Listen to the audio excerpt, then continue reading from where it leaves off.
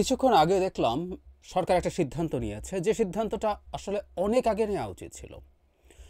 সেটা হচ্ছে 2018 সালের তথাকথিত নির্বাচনে 2018 সালে কোনো নির্বাচন হয়নি, এটা একটা ইত্রামি হয়েছে। রাতের বেলা ব্যালট বাক্স ভরে ফেলে যে ইত্রামিটা হয়েছিল, তখন দায়িত্ব পালন করা 33 জন ডিসি তারা তখন ছিলেন, তারা এখন সম্ভবত যুগ্ম সচিব বা এরকম কিছু, তাদেরকে ওএসডি করা হয়েছে। অনেকগুলো প্রশ্ন আছে এবং অনেকগুলো গুরুত্বপূর্ণ সাজেশনও আছে, আমরা এই আলাপগুলো করতে চাই। বাংলাদেশের ভবিষ্যৎ নির্বাচনী ব্যবস্থায় আমরা যে কাজই করি না কেন, আমরা যদি 2018-কে ডিল না করি তাহলে সেটা অসম্পূর্ণ থেকে যাবে। 14 সালে 24 সালেও বিভৎসবাদী নির্বাচন হয়েছে, কিন্তু কোনোটাই 2018-র সাথে কোনোভাবেই তুলনীয় নয়। বাংলাদেশের নির্বাচন বলে যে লিস্ট কিছু আছে, সেটা সম্পূর্ণ ধ্বংস করা হয়েছিল সেই সময় যারা রিটার্নিং অফিসারের দায়িত্ব পালন করেছেন প্রত্যেকটা জেলার ডিসি, সেই ডিসিদের 64 জনই কেন না সেটা জানি না, এর মধ্যে কি আগে কেউ অন্য কোনো কারণে পদচ্যুত বা ওএসডি হয়েছে আমি জানি না, তাহলে 33 কেন 64 জনের সবাই নন? এটা হলো প্রথম প্রশ্ন।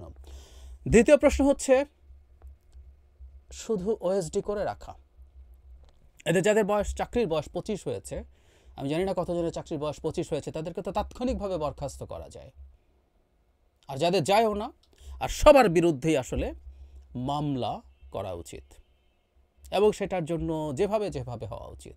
18-র পরে মামলা বিএনপির পক্ষ থেকে বা অনেক প্রার্থীর পক্ষ থেকে করা হয়েছিল, কিন্তু শেখ হাসিনার কোর্টে এসব মামলার কোনো ভ্যালু ছিল না। এখন সেটা করা উচিত হবে এবং এদেরকে মামলার আওতায় আনতে হবে, এদের শাস্তি দিতে হবে, এদের জেল জরিমানা হতে হবে। এটা হলো একটা দিক। আর একটা গুরুত্বপূর্ণ দিক আছে, খুবই গুরুত্বপূর্ণ দিক, সেটা হচ্ছে ওই সময় দায়িত্ব পালন করা নির্বাচন কমিশন, তথাকথিত নির্বাচন কমিশন, প্রায় বলতাম ওটা নির্বাচন কমিশন ছিল না। আওয়ামী লীগের সময় নির্বাচন কমিশনকে নির্বাচন বিষয়ক মন্ত্রণালয়ে বানিয়ে ফেলিয়েছিল সরকার। জনাব নুরুল হুদা সিএসি এবং তার নেতৃত্বাধীন যে নির্বাচন কমিশন ছিল, তাদের প্রত্যক্ষ যোগসাজশে এই ঘটনাটা ঘটেছে, প্রত্যক্ষ যোগসাজশে, তাদের পরিকল্পনায়, তাদের পার্টিসিপেশনে, তাদের অথরিটিতে। সুতরাং নির্বাচন কমিশনকেও বিচারের আওতায় আনতে হবে। যে কোনো মামলা, সেই মামলা থেকে আসলে ক্রমাগত ধাপে ধাপে ইনভেস্টিগেট করতে করতে সাক্ষ্য প্রমাণের ভিত্তিতে নির্বাচন কমিশন পর্যন্ত পৌঁছা যাবে বলে আমি বিশ্বাস করি। আমাদের হাতে যথেষ্ট পরিমাণ ডেটা আছে, সার্কামস্ট্যান্সিয়াল এভিডেন্স ভরা আছে, আর আস্তে আস্তে সব কিছু যদি মামলা হয় এবং সেগুলো যদি প্রপার ইনভেস্টিগেশন এবং এগুলো যদি প্রপার বিচার শুরু হয়, সাক্ষী শুরু হয়, নিশ্চিতভাবে সিএসি এবং তার যে নির্বাচন কমিশন সেটাও এটার দায় কোনোভাবেই এড়াতে পারেন না। এত বড় লঙ্কাকাণ্ড ঘটে গেল, তারা জানেন না, হতে পারে না। এর সাথে পুলিশও ইনভলভ ছিল, আইনশৃঙ্খলা রক্ষাকারী বাহিনী, গোয়েন্দা এজেন্সিগুলো ইনভলভ ছিল, সবাই ইনভলভ ছিল। সবার ব্যাপারে এই আলাপ করা দরকার আছে। বাংলাদেশে ঐতিহাসিকভাবে নির্বাচন কমিশন তার দায়িত্বে থাকাকালীন যদি কোনো অনিয়মের সাথে অপরাধের সাথে জড়িয়ে যান, তার সুপ্রিম জুডিশিয়াল কাউন্সিলের মাধ্যমে তাদের বিচার বা অপসারণের ব্যবস্থা করা যায়। কিন্তু এর আগে করা, তিনি যখন সেই পদে আর থাকেন না, তখন সুপ্রিম জুডিশিয়াল কাউন্সিল ইউজ করা যায় না।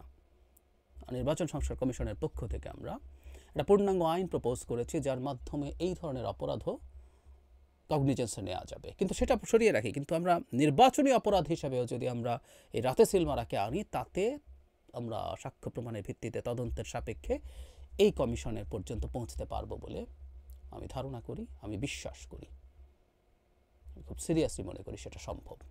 আরেকটা জিনিস আমি চাই, যেটা আমরা আমাদের নির্বাচন সংস্কার কমিশনের পক্ষ থেকে প্রস্তাব করেছিলাম, সেটা হচ্ছে 2018 সালের এই ইত্রামি নিয়ে, এটা সো কল্ড নির্বাচন, এই ইত্রামি নিয়ে একটা পূর্ণাঙ্গ কমিশন তৈরি করা, যে কমিশনটা দীর্ঘদিন সময় নিয়ে ভালোভাবে মেটিকুলাসলি একটা রিপোর্ট তৈরি করবে, ইনভেস্টিগেট করবে, যার মাধ্যমে যারা জড়িত ছিলেন, রাজনীতিবিদরা জড়িত ছিলেন, নিশ্চিতভাবেই আওয়ামী লীগের লোকজন এবং আওয়ামী লীগের জোটের লোকজন, জাতীয় পার্টি সহ সবাই জড়িত ছিলেন, এর সাথে প্রশাসন জড়িত ছিল, পুলিশ জড়িত ছিল, এজেন্সি জড়িত ছিল, যারা জড়িত ছিলেন তাদের একটা পূর্ণাঙ্গ তদন্ত করে বের করে আনা দরকার।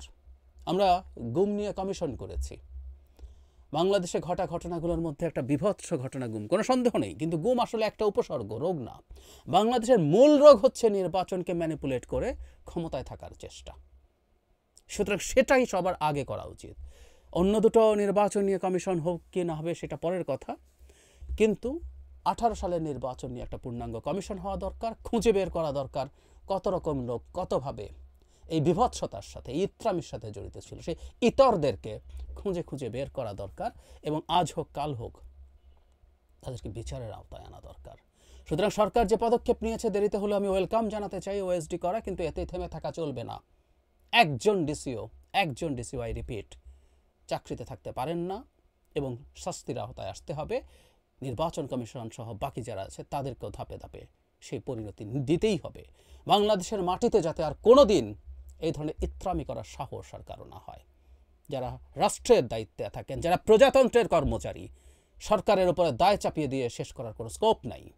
শেখ হাসিনা চাইলেও কোনো ডিসি, কোনো এসপি এই রাতের ভোটের নামের ইত্রামি করতে পারেন না। আমাদেরকে এসব জানতে হবে, বুঝতে হবে। প্রত্যেকে আসলে সুবিধা বানানোর জন্য নির্বাচনের আগে আগে ডিসি হতে গেছেন, বেনিফিট পেয়েছেন, রিওয়ার্ডেড হয়েছেন। 18 সালের নির্বাচনের দায়িত্ব পালন করা পুলিশদেরকেও শেখ হাসিনা পদক টদক দিয়ে অনেক কিছু খাতির টাতির করেছেন। সো প্রত্যেককে আসলে এর মধ্যে আনতে হবে, আনতেই হবে।